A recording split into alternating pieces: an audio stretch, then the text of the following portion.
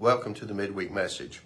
We're taking some lessons from Ecclesiastes chapter 8, and I'm reading verses 2 through 6 from the New International Version of the Bible. In Ecclesiastes chapter 8 and verse 2, obey the king's command, I say, because you took an oath before God. Do not be in a hurry to leave the king's presence. Do not stand up for a bad cause, for he will do whatever he pleases. Since the king's word is supreme, who can say to him, what are you doing? Whoever obeys his command will come to no harm, and the wise heart will know the proper time and procedure. For there is a proper time and procedure for every matter, though a person may be weighed down by misery. So we're going to look at these verses individually. Ecclesiastes chapter 8 and verse 2. Obey the king's command, I say, because you took an oath before God. Now, kings in this day were not elected. They followed the line of succession. They were the next one in order to assume the throne. Now, a little difference between pagan peoples and God's peoples, because at least at the inception, the king was appointed by God, and it did follow the line of succession later on, but that was the idea at the beginning. Now, these verses are telling us in a general sense that it is our responsibility as believers to be good citizens. And so verse 2 says, obey the king's command because you took an oath before God. Because you're a believer, because you're a follower of Christ, because you're a child of God, obey the king's command. Now, a lot of negative things could come to mind when we think of obedience to an authority. And many oppositions could be raised and questions could be asked.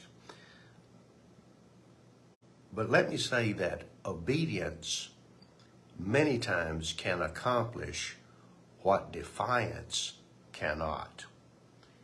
A believer in Christ, a child of God, a follower of the Lamb, should be a person that even in secular society has influence. And insofar as a person is able, they are to obey civil authorities. Now, the Bible teaches us that divine authority is greater than civil authority, and there is no responsibility to be subservient to civil authorities when they conflict with a person's relationship with and the will of God. But in general, Christians are to be good citizens. Not in general, they are to be good citizens. Verse 3, do not be in a hurry to leave the king's presence. Do not stand up for a bad cause, for he will do whatever he pleases.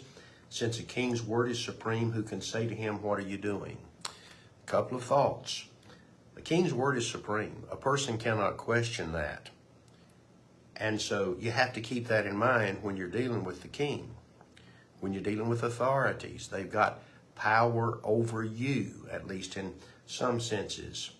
And you won't have any recourse if you get on bad terms with governing authorities. Do not be in a hurry to leave the king's presence. You know, sometimes believers can be so abrupt, they're just about rude. They sometimes can be the first one to turn their back and stomp out. Don't be in a hurry to do that. You can accomplish more through obedience and compliance insofar as you are able than you can through defiance and insult. So don't be in a hurry to just wash your hand of the king. Do not stand up for a bad cause, for he will do whatever he pleases.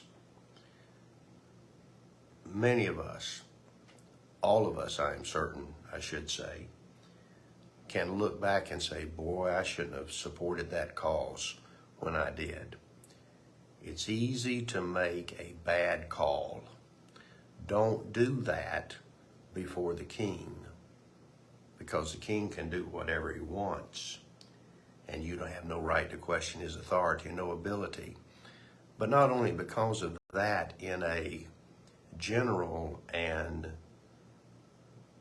normalized or secularized sense, but obey the king and treat the king properly because you took an oath before God. In verse 5, whoever obeys his command, following up on he can do whatever he wants.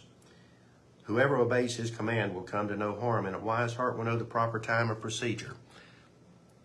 A person has to know how to pick their spots, and particularly when they're dealing with difficult and thorny situations, and sometimes when they're under authority, they have to know when and how to pick their spots. A wise person knows the proper time to question authority. A wise person knows the proper procedure to follow when questioning governance or some type of power. And if a person does that, if a person is generally compliant and knows the proper time and the proper procedure in which to question and be oppositional in a sense, generally they come to no harm. This is a principle. It's a book of principles, a book of wisdom.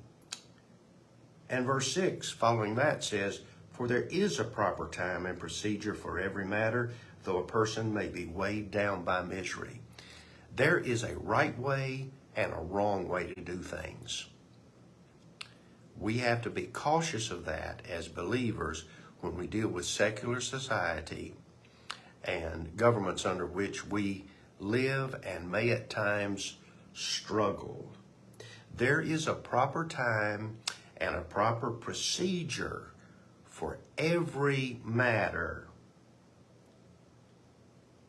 but you might be weighed down by misery, though a person may be weighed down by misery. If you're working with the legal system, you may go through a great deal of pain as you're going through the proper procedure to get a resolution. People that want to serve God and live under godless or God-ignoring governance will struggle. They'll have difficulty. And so going through the proper steps and following the proper procedure is the right thing to do, though it may be the hard thing to do, a difficult thing to do, a laborious, sad, even traumatizing thing to do. It is still always right to do the right thing, no matter how hard that thing may be.